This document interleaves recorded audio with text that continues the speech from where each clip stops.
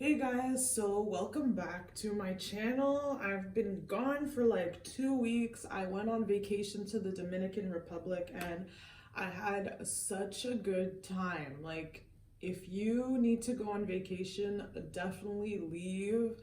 It was kind of tricky with the whole COVID thing because I did get COVID in December, and there was a disclaimer saying if you've tested positive within 180 days of your trip, you can like get a doctor's note saying that you don't need to get a PCR test 3 days coming back. But I was concerned that I was gonna test positive going to the Dominican because I thought that they were gonna test me beforehand. But you don't get tested going to the country, you get tested coming back 3 days before.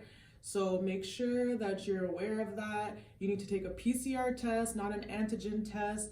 And yeah, you need to test negative. It was like 79 American dollars, and yeah, it came back negative. Landed in Montreal, got randomly selected to get tested again, and that came back negative. So I'm actually COVID free, which is really nice because I thought that that was gonna stay in my system forever. So when I did get back, and literally like the next day, I was just thinking about my life and I just broke down because I felt so low, like coming back from like a really nice place, the heat, the tropical weather, and then coming back here, and I was just like, what do I not like about my life? And one huge thing, other than like working on relationships with my friends and my family and how I need to get better with that, which is a whole nother video, but one thing that was really stressing me out was my debt. So I feel like I need to rewind back to like the beginning of the pandemic. At the beginning of the pandemic, I was saving money because everything was closed down. And I was doing good because I was also disabled because I had broken my ankle like weeks before the shutdown happened. And so I was saving money because I wasn't spending money. So technically I was saving money, but I wasn't investing money. I wasn't putting the money in an RSP account, like a retirement account, or like investing into stocks, investing into like crypto. Like, I wasn't doing any of that. I just wasn't spending my money, and I was paying my minimum payments on my credit card. I didn't have a card, nothing. And then things opened up again, and all of a sudden I started spending. And I was spending money that I didn't have. And that's where the debt comes along. And majority of my debt, well, it's kind of 50-50. One of my debt comes from credit card and from my car.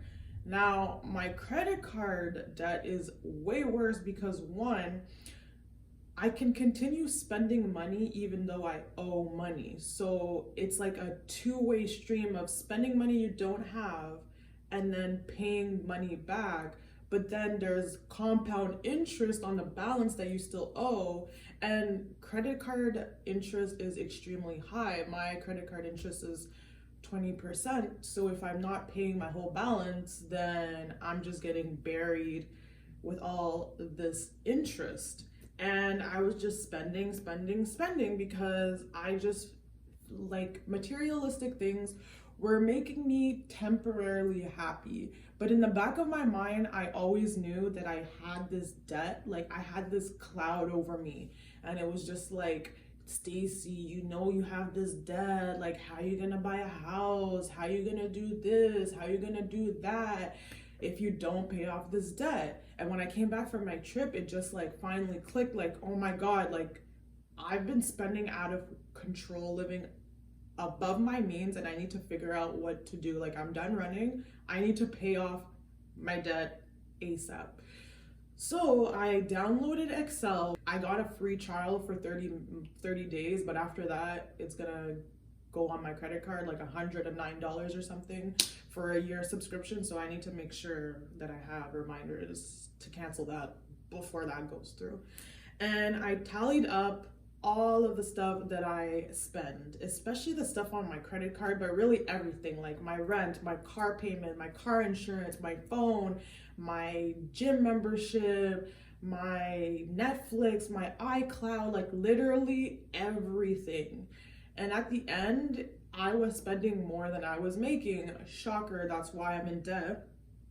And so I was just like, okay, so I've been overspending, living above my means. What's new? And so I'm just like, okay, like what can I cut out? So I decided to cut out Netflix, because Netflix has been being a snake for a while now. They've been increasing their prices, like it seems like every 6 months now. So I canceled my Netflix account, which is crazy because when I canceled my Netflix account, I've had Netflix since June 2014, and I was shocked that I've had it for that long.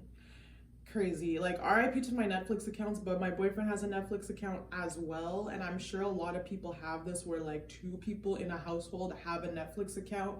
You need to get rid of one of them. And I also got rid of my iCloud because that was like $5 a month, and I just don't need that extra storage space.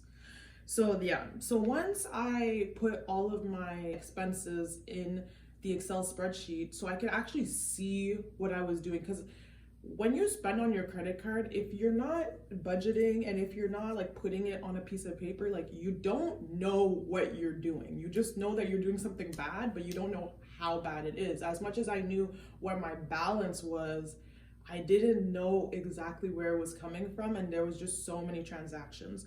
So then I'm like, okay, like what can I do? Like what do I need to do to pay off my debt, and how do I pay it off the quickest? So I decided to watch a bunch of Dave Ramsey videos. He's like this debt-free guru. He likes to live off of cash, which I don't know why we're so against living cash and like debt-free. Although we all, like a lot of us live in debt, we're so used to living in debt, and there is good and bad debt. But I'm just saying, like sometimes we think that it's impossible for me to not live paycheck to paycheck, or it's impossible for me to like pay off my debt. But realistically, if you actually put everything in front of you and find out where everything is going, like you can cut some stuff out, be more frugal, and like have a plan and a goal, and the every month you hit your budget, you're one step closer to your debt-free goal. And I was just watching a bunch of people, like even young people, and seeing how they became debt-free, what they had to do. And then I was realizing, like, I don't make enough money. I always thought that your job could pay for everything you do, but that's not true. Like, you need multiple sources of income, and then you need to be strategic about where you put your money in: savings, investing, emergency funds, retirement funds. Like you need to be very strategic and like have your money work for you so that you're not working as hard. But I'm like getting all this information right now, and it's like I'm just trying to do it in the right order. So I decided to do the avalanche method, which I think this comes from Dave Ramsey, and I've seen it other places, but basically it's attacking the debt with the highest interest first. So my debt is my credit card debt and my car debt. Now my interest on my credit card is much higher than my car, so I'm obviously going to tackle that first, because the interest does drown you if you do not start paying that off quickly and way more than your minimum payment. So what I did was I called my bank and I was just like, hey, how can I pay this off ASAP? And they recommended a loan. So what I did was I got a loan for half of the interest, and it's closed-ended, because my issue is like, let's say my credit card limit is $1,000. My issue was I thought I have $1,000 to spend, when really I don't have $1,000 to spend. And if I do put a balance on there, I need to pay that off ASAP so that I don't get hit with interest. Because let's say I have $100 on my card and then I don't pay anything, I don't pay my full balance off, the 20% hits the $100, and now I owe $120. I already owe $20 more than I actually spent. And then if I don't pay that off, it'll be 20% on the $120. So like, it just keeps snowballing like that, and I just needed to cut that out. So what I did is I got a loan for half the interest and I paid off my credit card. So now my credit card is paid off, and now I have to pay off my loan. So to pay off my loan, I made a payment plan, and obviously I had to make sure that it worked with how much I make, because I can't be paying off more than I make, which I did, just the budgeting life. And I still have money left over, obviously, to pay my rent, my car insurance, and all of that stuff. So that's good, and that's gonna take a year. So I'm really curious to see where I'm at a year from now. And then I got a prepaid credit card. I got the Koho prepaid credit card, and so that I'm spending money that I actually have. Like, I load my car up and I spend money that I have, and if I don't have money on that card, that's it. I don't have any more money to spend, and I'm not spending money that I don't have, because that's clearly what my issue is, okay? And so I also had to call, like, this is hard work, okay? If you want to get out of debt, like, you need to put in the work. I had to call my phone company and tell them and switch my payment method, because my phone bill was coming out of my credit card. So I had to change that to my debit card. So now they charge my debit card. I also had to do that with my car insurance, which is really important. Like, you don't want your car insurance to not go through. So you have to make sure that you have the money in your account, which is why I will be talking about my side hustle. And then I have PayBright. So in September, I bought myself a MacBook. Now, I didn't have $1,300 laying around. So I had PayBright approve my application to finance my MacBook. So I think it was like a down payment of $200, and then now I pay like $140 a month. But that was coming out of my credit card. You can see how like my credit card was compounding so much interest based on me putting bills on my credit card and not paying off my balance. So now I have to make sure that I always have money in my checking account. Now, to make sure that nothing bounces or I don't get any insufficient fund fees and all that stuff, I have to get a side job. So what I decided to do, since I have a car, is I decided to do Uber Eats, which has already been a trip, because you have to make sure that you're not like spending more money on gas than you are making money, which is not the case for me. I am making more money than I am spending, but I do go during peak hours and peak times so that I can make the most of my time and gas. So yeah, I've been doing Uber, and so far so good. And I also picked up like a shift for my friend's business. She does deliveries as well, and so I decided to take those deliveries when she has like big orders, which is good to have like side income, because basically it's very, very hard for you to attain a job where it's going to pay for all your bills. You want multiple sources of income, and so I feel like this is like my hustle time, this is my grind time. Like, I really need to pay off this debt. I really need to save. I need an emergency fund just in case shit pops off, because shit is always popping off. Like, what if something happened to my car? I'd like to have money for aside, like at least $1,000 to start off, just so that if anything happens, I have money there. And then also I need money to make sure that every time I have a bill, my loan payment comes out, my insurance comes out, my car payment comes out, my phone bill comes out, my rent comes out, I have the money there. So that is why I got a second job. Hopefully later on I have like a work smarter, not harder job, because Uber Eats is not easy. You do have to drive, which puts you at risk of like accidents. Obviously you need to park, which puts you at risk of getting parking tickets. You use gas, of course, you're using kilometers. Thank God I have a Honda Civic, so I have like literally the most reliable, efficient car.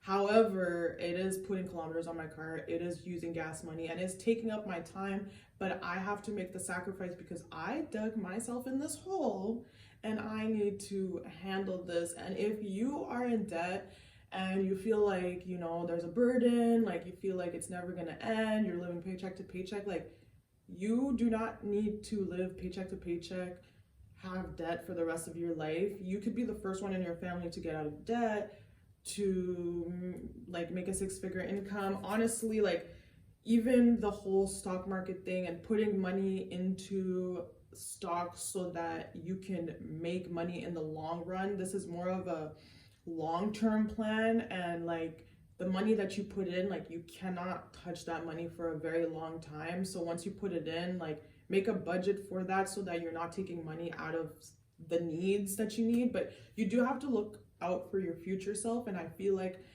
in my 20s, I was lacking looking out for my future self. I was always YOLOing, living in the moment, taking things that had like high interest so that I can pay less in the short run, but not the long run. And it's just, I really started thinking, like, where do I want to be in 5 years? Where do I want to be in 10 years? Where do I want to be in 20 years? Like, where do I want my kids to be? Do I want them to be set up so that I can pay off their school and help them with their mortgage, you know? Like, I've always wanted that, so I want to give that to my kids, and I want that for myself, being able to take a trip whenever I want to. And like, by the way, the Dominican trip that I took, it got paid off while I was on the trip. So I never used credit for that, but I wish I learned earlier. But learning now is better than never learning. And also, just with the stock market, like, they always say, like,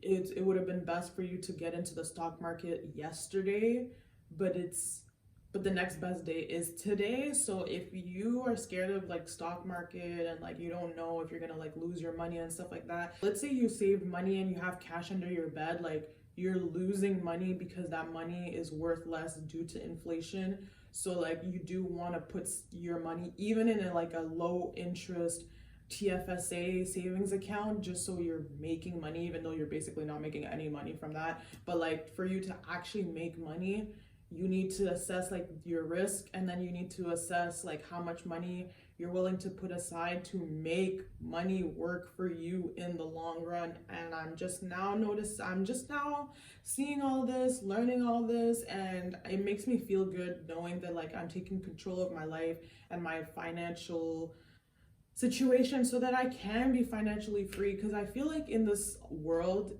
a huge goal is to be financially free, because money does make things more convenient. Money doesn't buy happiness, no, but it does make your life easier, and you're able to do the things that you want when you want, if you have access to money.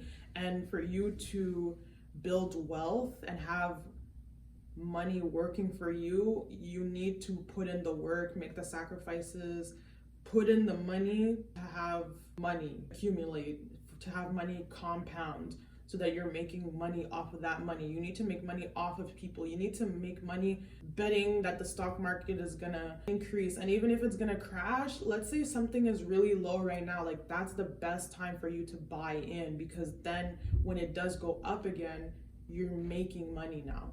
So yeah, that's what this video is about. I feel like I'm truly like stepping into my 30s.